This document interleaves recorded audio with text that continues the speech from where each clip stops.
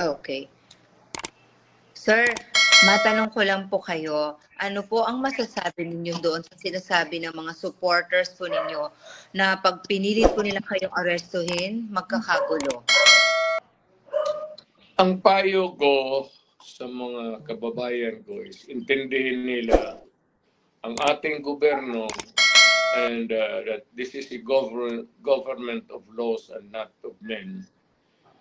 At kung may mga tao na gawin yung batas, use them in, I don't know how they call it, pero kung gawain nila sa akin yan, the remedies are also nasa libro, so I can always respond legally. I will not be anticipating any action in the near future, but it may come. I am not totally